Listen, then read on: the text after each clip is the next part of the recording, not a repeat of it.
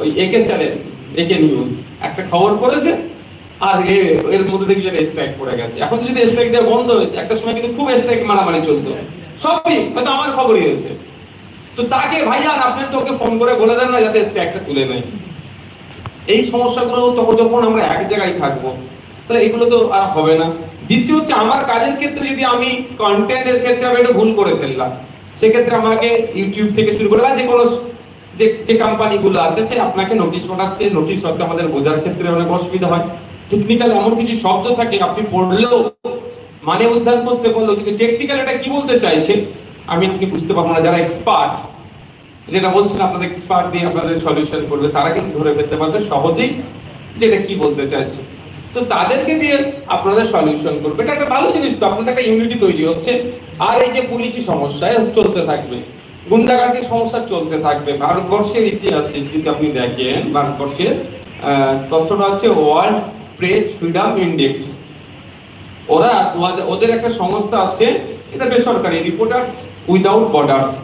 Reporters without borders ওরা 2025 সালের একটা ডেটা বার করেছে। প্রতি বছরই ডেটা বার করে। এখানে আমাদের গর্বের ভারতবর্ষ, সব থেকে পৃথিবীর লিখিত সব থেকে বড় সংবিধান আমাদের আছে।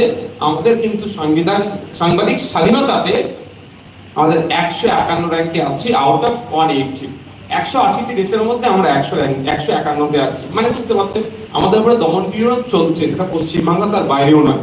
পশ্চিমবাংলাতে চলছে, উত্তরপ্রদেশে চলছে, মধ্যপ্রদেশে চলছে, বাকি প্রদেশগুলোতেই চলছে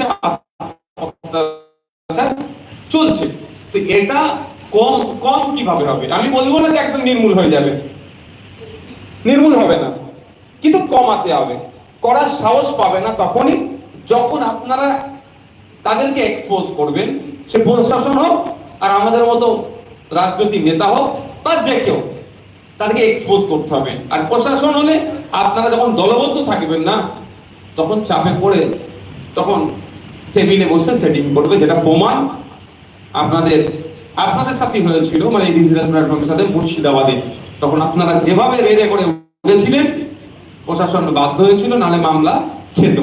আমার কাছে খবর এসেছিল, আমি আমি আমি যে সাজেস্ট করেছিলাম, আমি তার আমাকে যখন আসে আমি তখন বলি এই পথটা অবলম্বন করলে আশা করছি সমাধান হবে। হয়েছে।